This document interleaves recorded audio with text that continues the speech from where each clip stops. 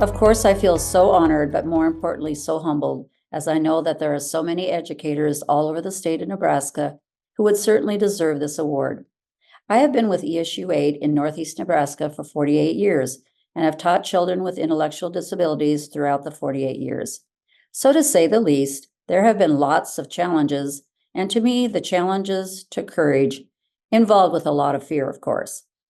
Overcoming the fear to become courageous was the challenge. But with each challenge became the confidence that I can do this.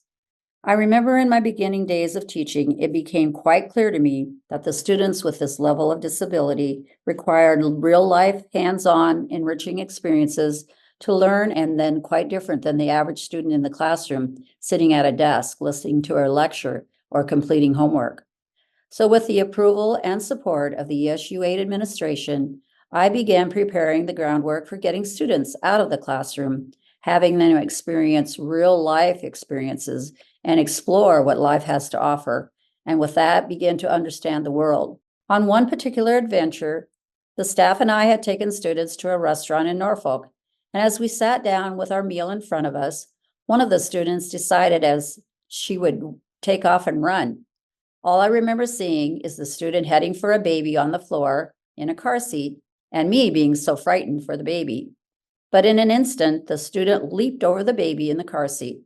So in a heartbeat, I gathered up the courage to gracefully retrieve the student and then to approach the parents and explain to them how very sorry I was that this had happened, and to also kindly explain why a student would do this.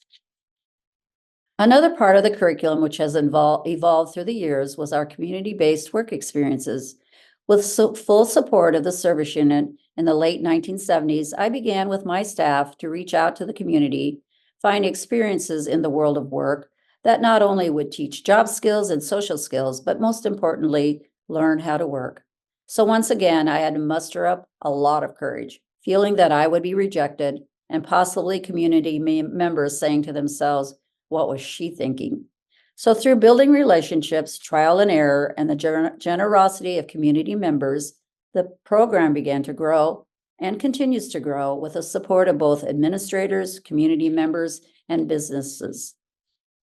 In summary, most importantly, the meaning of courage to me is standing up for what I believe in, understanding that all lives are important and deserve to be treated as such.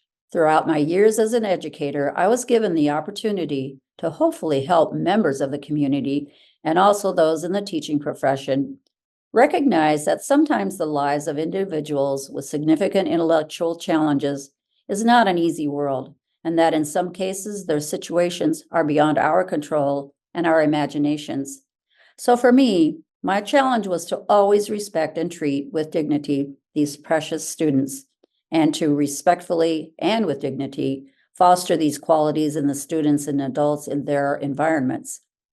Fear leads to courage, courage leads to confidence, and confidence leads to growth. Once again, thank you to all involved in selecting me as the recipient of the Christa McAuliffe Award. I am so humbled, I'm honored, and I'm very grateful.